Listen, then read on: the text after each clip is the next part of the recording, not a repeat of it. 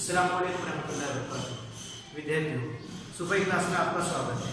विद्यार्थियों, हमने कल देखा था श्रद्धा और प्रयास का भाग श्री काका कालेलकर द्वारा लिखित। विद्यार्थियों, उसमें हमको काका कालेलकर जी ने महात्मा गांधी जी के विचारों में कार्य करने की पद्धति के बारे में बताया था और काका और श्री महात्मा गांधी जी को उनके जो दोस्त थे, जर्मन के जो दोस्त थे कैरनबैक, उन्होंने उनको प्रमाण दिया था और दूसरा प्रमाण हमने देखा था कि मदन मोहन मालवीय जी ने दिया था। इसके साथ साथ समन्वय और सामंजस्य को यहाँ एक हमारे जीवन का व्याकरण बताया गया, यानी एक संयोग और मेल। और उसके बाद जीवन की दृष्टि की प्रधानता में उन्होंने बताया कि श्रद्धा, बुद्धि, कल्पना, समझ, अनुभव, अभ्युदय यह महत्वपूर्ण साधन है। तो बच्चों, आइए आज हम देखते हैं आगे का भाग। बच्चों, यहाँ पर श्री काका कालेलकर जी ने अपनी बेटी को जो पत्र लिखा था उसमें बताया कि बुद्धि ने जिस मार्ग को हीन और गलत त्याज्य बताया है उसे हमको तुरंत छोड़ देना चाहिए। बच्चों, बुद्धि, वे कहते हैं कि हम बुद्धि के बगैर आगे नहीं जा सकते और पर आगे जाने के लिए हमको उसी से पासपोर्ट लेना पड़ेगा। बच्चों, इसका अर्थ इस प्रकार से है कि यदि कोई चीज कार्य हम कर रहे हैं, उस कार्य के बारे में हमको पूरा ज्ञान नहीं होता, पूरा ज्ञान नहीं होने की वजह से हम वो कार्य नहीं कर सकते। पर यहाँ पर जब तक कि हम किसी कार्य को नहीं करेंगे तब तक कि उसके बारे में ज्ञान हमको प्राप्त नहीं होगा। इसलिए लेखक कहते हैं कि पहले हमें किसी कार्य को करने के लिए किसी कार्य को करना चाहिए, उसको करने के बाद में उसका ज्ञान हमको प्राप्त होगा और तब जाकर हम आगे विचार कर सकेंगे कि उसके बारे में हमको और क्या करना है। यहाँ पर श्री काका कालेलकर जी ने बताया है कि बुद्धि ने जिस मार्ग को हीन, गलत और त्याज्य बताया, हमको उसे तुरंत छोड़ देना चाहिए। हीन, निचला, न्यूनतम, और यहाँ पर बताया है कि गलत और त्याज्य, त्याज्य मतलब जो छोड़ने लायक होता है वो। तो बच्चों, यहाँ पर बताया कि बुद्धि बता कि वो कहते हैं कि बुद्धि हमारी कहती है कि जो रास्ते हीन, जो हीन है, जो गलत है और जो छोड़ने लायक है उसको हमें छोड़ देना चाहिए और उसको छोड़कर हमें तुरंत आगे बढ़ना चाहिए। और बुद्धि कहती है कि मुझको उस मार्ग पर वहां पर न ले जाओ कि जिसका मुझको ज्ञान नहीं है, मैं वहां तुम्हारी किसी प्रकार से सहायता नहीं कर सकती। वहां पर तुम्हारी सहायता में बस भले तुमको आशीर्वाद दे सकती हूँ कि तुम उस कार्य में सफल हो जाओ। विद्यार्थियों, यह कहने का तात्पर्य इस प्रकार से है कि बुद्धि, यहाँ पर बुद्धि मतलब जो सोच समझ जो रहती है बच्चों, जो विचार रहता है, तो यहाँ पर इसका कहने का तात्पर्य इस प्रकार से है कि कोई भी कार्य करने से पहले हमको उसका ज्ञान प्राप्त कर लेना चाहिए। और बुद्धि कहती है कि तुम जब तक ज्ञान प्राप्त नहीं करोगे वहां पर मैं तुम्हारी सहायता नहीं कर सकती। तो उसी प्रकार से यहाँ पर कहा गया है। वे कहते हैं कि गुण क्षेत्र में श्रद्धा ही हमारी मदद कर सकती है। गुण क्षेत्र, रहस्यमय रास्ते जिसको हम कहेंगे, जिसका अर्थ होता है रहस्यमय गुण। तो बच्चों, यहाँ पर कहा गया है कि इन रास्तों में सिर्फ श्रद्धा ही हमारी मदद कर सकती है। और श्रद्धा, आदर, सच कहा है बच्चों लेखक जी ने कि उन्होंने बताया है कि श्रद्धा, आदर, रिस्पेक्ट जिसको हम कहेंगे, कि यदि हम किसी भी क्षेत्र में जाए और वहां पर हम किस आदर और सम्मान से बात करें तो जो कार्य ना हो सकते वो कार्यों में भी हम सफल हो जाते हैं। तो इसलिए कहा गया है कि जो गुण क्षेत्र होता है, जो कठिन डगर होते हैं, कठिन मार्ग होता है, कठिन क्षेत्र होते हैं, वहां पर श्रद्धा ही हमारी मदद कर सकती है। और वे कहते हैं कि श्रद्धा के बिना ज्ञान प्राप्त नहीं हो सकता और सिर्फ श्रद्धा से भी नहीं होता। बच्चों, यहाँ पर कहने का तात्पर्य इस प्रकार से है, यदि हम श्रद्धा पर, यदि हम ऐसा समझेंगे कि भाई हम इन पर डिपेंड हो जाते, हम इनका आदर करेंगे तो इन पे हमारा कार्य कर देंगे, हम आदर के साथ हमारा ज्ञान प्राप्त कर लेंगे, यह असंभव है। बच्चों, लेखक कहते हैं कि आदर बहुत अच्छी बात है, पर उसके साथ साथ हमको क्या चाहिए? आदर के साथ साथ हमको आदर के बगैर हम ज्ञान प्राप्त नहीं कर सकते और सिर्फ आदर से ही नहीं कर सकते। आदर, बट यहाँ पर ज्ञान प्राप्त करने की कुछ ज्ञान प्राप्त करने के लिए यहाँ पर ज्ञान प्राप्ति के लिए कुछ साधन बताए गए हैं, कुछ प्रणालियां बताई गई है जिसके बगैर हम ज्ञान प्राप्त नहीं कर सकते। जैसे कि फॉर एग्जाम्पल यहाँ पर बताया बच्चों कि ज्ञान प्राप्ति के लिए प्रयत्न, प्रयोग और कसौटी, ये 3 प्रणालियां हैं, ये 3 साधन हैं, हम इसके बगैर ज्ञान प्राप्त नहीं कर सकते। तो यहाँ पर बताया गया क्या कि ज्ञान प्राप्ति के लिए प्रयत्न, प्रयोग और कसौटी यह आवश्यक है, हम इनके बगैर ज्ञान प्राप्त नहीं कर सकते। और यह बताया गया है कि ज्ञान प्राप्ति के लिए प्रयत्न, प्रयोग और कसौटी, प्रयत्न कोशिश करते रहना, उसके बाद प्रयोग, फिर उस पर जिस पर हम कोशिश कर रहे हैं उस पर हमें रिसर्च करना, उसके बाद में कसौटी, फिर उसकी परीक्षा लेना। तो उसी प्रकार से क्या होगा कि हम ज्ञान को प्राप्त करेंगे। तत्परता, सत्यपरायणता वही कर सकता है जो निर्भय हो। बच्चों तत्पर, अब यहां पर बताया गया कि चलो ये 3 जो चीजें तो है, पर इसके अलावा भी ज्ञान प्राप्त वही कर सकता है जो तत्पर और सत्यपरायण था, यानी जो इच्छा रखता हो और ईमानदारी रखता हो, वे ही व्यक्ति, वे ही छात्र जो है अपने ज्ञान को पूरी तरह से प्राप्त कर सकता है। इसलिए यहाँ पर इन 2 चीजों को बहुत महत्व दिया जाता है, एक तो सत्यपरायणता और एक तत्परता, मुस्तैदी इच्छा। तो यहाँ पर बताया गया कि उसके साथ साथ हमको निर्भय भी होना चाहिए और संयत इंद्रिय भी होना चाहिए। बच्चों निर्भय मतलब हमको निडर होना चाहिए। यदि हम किसी चीज को देखकर घबरा जाते हैं तो हम वो कार्य नहीं कर सकते। अगर हम पहली परीक्षा से घबरा जाएंगे, पहली परीक्षा से हम डर जाएंगे तो हम आगे नहीं बढ़ सकते।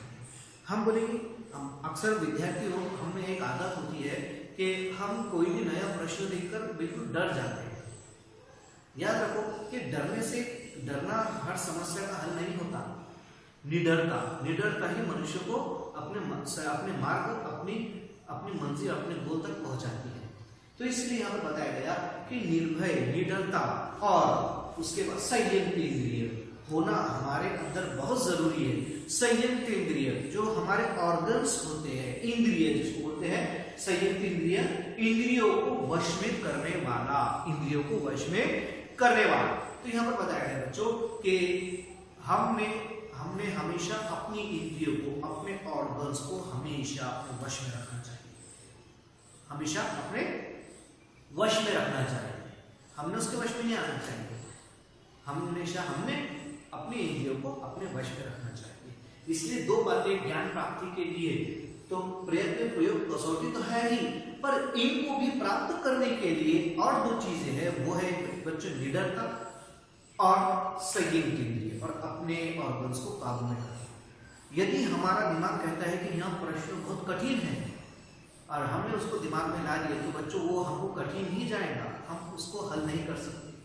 यदि हमने उसको पॉजिटिवली लिए, सकारात्मक सोच करें कि यह मैं कर सकता हूँ, यह मेरे लिए, यह मैं कर सकता हूँ, मैं इसको करने की कोशिश करूंगा, तो बच्चों आप जरूर सफल होंगे। तो यहाँ पर बताया गया कि संयत इंद्रियों को हमारे काबू में रखना हमारे लिए आवश्यक है। बच्चों इसके बाद वे कहते हैं कि हमेशा मनुष्य ने स्वयं निर्भर यानी आत्मनिर्भर होना चाहिए। बच्चों तो ये था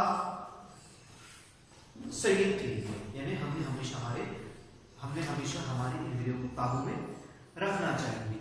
बच्चों यहाँ पर वे आगे बताते हैं कि ये प्रयोग तत्परता से, सत्यपरायणता से वही कर सकता है जो निर्भय और प्राणवान है। इसलिए संयत इंद्रिय होना जरूरी है। यानी हम कहने का तात्पर्य इस प्रकार से है, प्राणवान, यानी प्राणवान मतलब हमेशा वो व्यक्ति जो अपने जीवन में निडर हो और अपने जीवन में वे अपने इंद्रियों को काबू में रखता हो, तो वे व्यक्ति हमेशा सफल होता है। बच्चों यहाँ पर बताया गया कि इसके भगवत गीता का एक श्लोक यहाँ पर लिखा गया है, वे है कि वे इस प्रकार से है कि श्रद्धावान लभते ज्ञानम तत्पर संयत इंद्रिय। ज्ञानम ज्ञानम लभते, श्रद्धावान लभते ज्ञानम तत्पर संयमेन्द्रिय।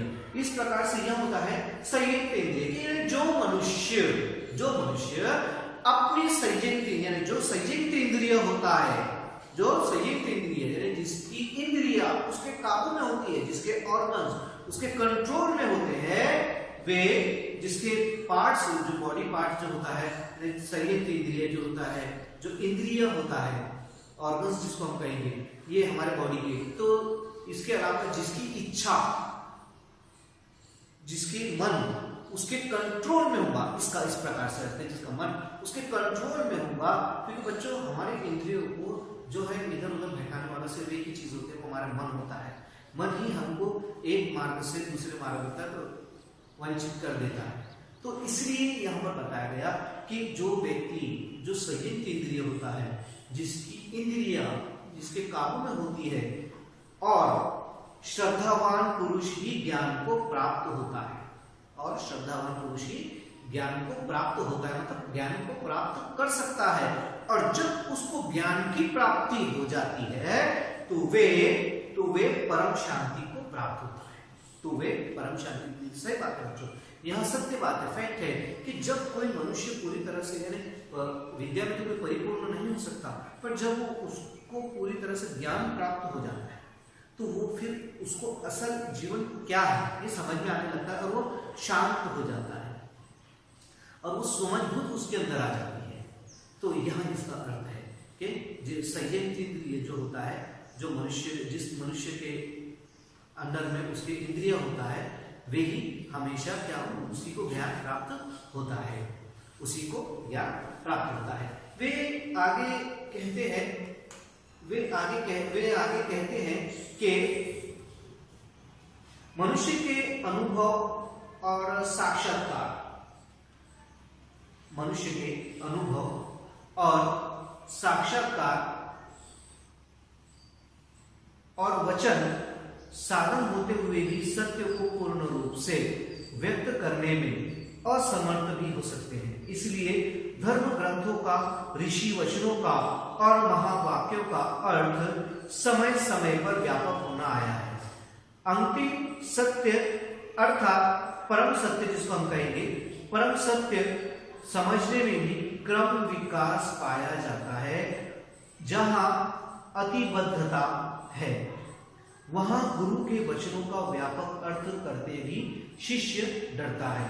कभी कभी गुरु लोग शिष्यों की ओर से अति श्रद्धा की ही अपेक्षा रखते हैं। ऐसे लोगों ने ही सिद्धांत चलाया है, श्रद्धा रखो तो बेड़ा पार है, उद्धार हो ही जाएगा। इसमें अलग बुद्धि आती है, प्रगति के लिए मार्ग है। सत्यनिष्ठा, आत्मनिष्ठा, अनुभव मूलक जीवन निष्ठा, यही मुख्य बातें हैं। बच्चों यहाँ पर इस प्रकार से बताया गया है कि कुछ लोग ऐसे भी होते हैं जो अपने शिष्यों की तरफ से जो होते हैं अति श्रद्धा की उम्मीद लगाए बैठते हैं, इच्छा लगाए बैठते हैं। पर बच्चों यहाँ पर भी ऐसे लोगों ने ही सिद्धांत चलाया है। बच्चों कोई भी व्यक्ति अगर से अपने शिष्यों को पढ़ाता है, या कोई भी व्यक्ति या पालक या कोई भी वृद्ध होता है, वो एक ही उम्मीद रखता है कि मेरी रिस्पेक्ट हो, श्रद्धा, तो कोई भी आए हमसे आदर से बात करें। बच्चों यह तभी आवश्यक है जब हम खुद दूसरों से आदर करें, give and take, give respect and take respect. तो उसी प्रकार से बच्चों यहाँ पर बताया गया कि ये सारी चीजें हमारे लिए आवश्यकता है। हमारे जीवन में हमने हमेशा सत्यनिष्ठा यानी ईमानदारी रखना चाहिए, हमेशा साथ में हमने हमेशा लोगों से अपने आदर से रहना चाहिए, अपने कार्य के बाहर हमेशा हमने निडर होना चाहिए, अपने कार्य के प्रति हमारे अंदर ईमानदारी होना चाहिए। यही मुख्य बातें हैं। तो बच्चों यह था श्रद्धा और प्रयास। अब आएंगे, इसके बाद हम मिलते हैं अगले वीडियो में। तब अस्सलामु अलैकुम व रहमतुल्लाहि व बरकातहू।